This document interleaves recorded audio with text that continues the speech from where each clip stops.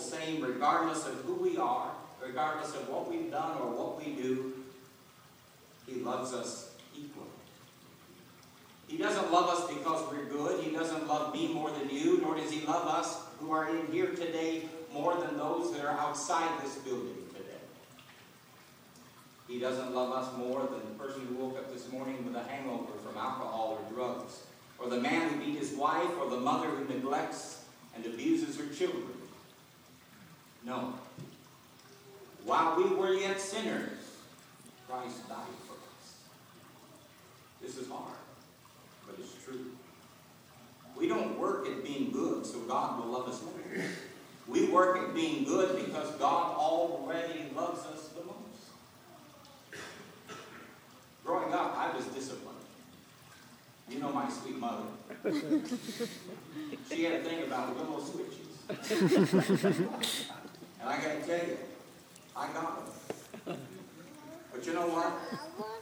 She spanked me with a switch when I was bad, but she still loved me when I was bad. And I still love my mother. I just don't love the switches. We focus a lot on our energy on church growth. We're always searching for ways to have the church grow, but we can't always understand why it doesn't. And we hold meetings and we do things trying to get people to learn about Jesus and accept him as their Savior.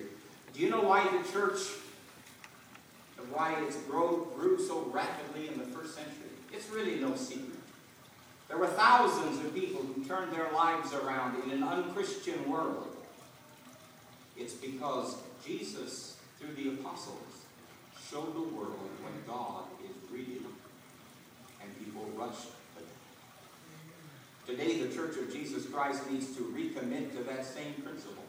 To love people, to develop an attitude that tells people if you come around here, you're going to be loved. If you come around here, we're going to love you, no matter who you are or what you've done or how you look or even how you smell. No matter what you do, no matter what you've done, you're going to be loved even. If that really happened, if that were really the attitude that permeated from us, you couldn't build a building big enough to hold the people who would come to God.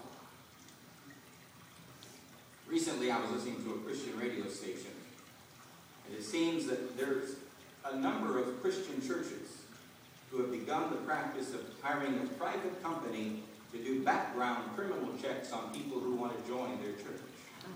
Can you imagine? They complete an application, it's turned over to a background check, and if they pass the check, they're accepted into their fellowship. I'm so glad God does not do a background check on me. Jesus came to seek and to save the lost. He didn't come to save the good. There are no good. The Bible says there are no righteous, no, not one.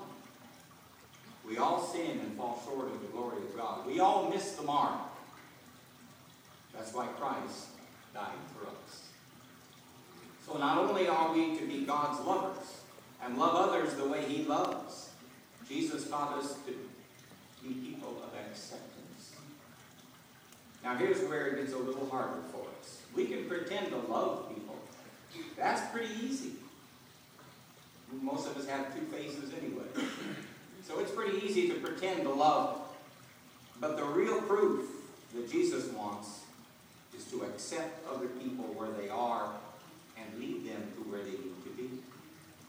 I'm reminded of a story about a man who showed up one Sunday morning to church. It seemed that everybody there knew him. Small town.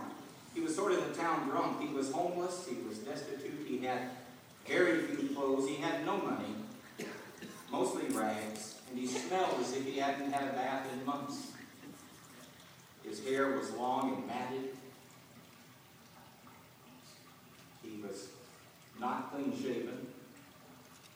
But one Sunday morning he walked into that auditorium among the elite of that church. He walked right up to the front pew and he took his seat. And he sat there through the entire service. Now these are the reserved pews. And on his way out, the preacher pulled him aside and shook his hand and welcomed him and said to him, you know, If you come back next week, it might be a little better if we put a chair out in the foyer. We'll open the door, you can see me and hear everything, and it just might be a little better. So next week came, and the old gentleman showed up, and he sat back there. The preacher got up and saw him. He heard every word. The preacher came back and said, "How was it?" He said, "It was okay. I'd like to be amongst the people." Well, the preacher said, "You know what? It isn't going to work. Because some people are complaining. They're uncomfortable with you there. So here's what we're going to do. We're going to open the window. And I'm going to set a chair outside next to me. And when you see that chair, you know it's for you.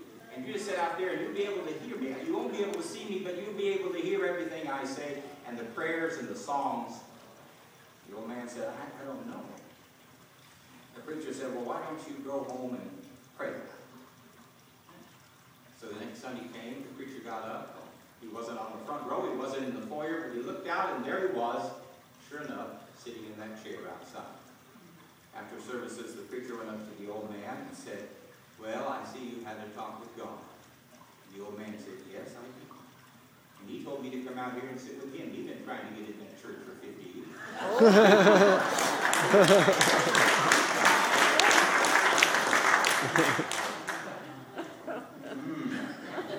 Look at the people whom Jesus associated with. He hung out with some pretty shady people. He seemed to accept into his sphere of influence some with questionable moral behavior. Levi. He came by Levi. Levi was a tax collector for the Roman Empire. We don't like tax collectors anyway, but he was a tax collector for the Roman Empire, which meant he was a thief. He would go to the people, collect the tax for the Romans, and then add to that tax, literally stealing from people. He was called a sinner, along with the hookers of his day, and other murderers, thieves. Jesus went to his house for dinner. Oh, that caused a ruckus. What kind of God do you serve? What was Jesus saying? I serve a God who accepts people. That's what it's about. One example familiar to most of us was the woman whom the religious leaders brought before Jesus in order to question his moral authority.